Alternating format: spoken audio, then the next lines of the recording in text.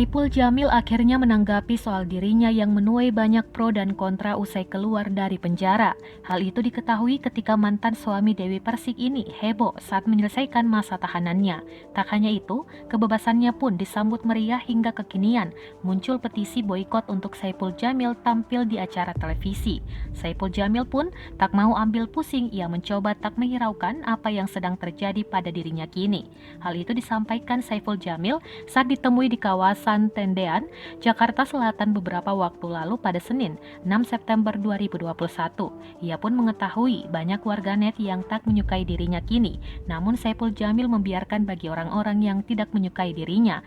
Namun di sisi lain, ia berdoa dan memiliki tujuan untuk terus berbuat baik setelah keluar dari penjara.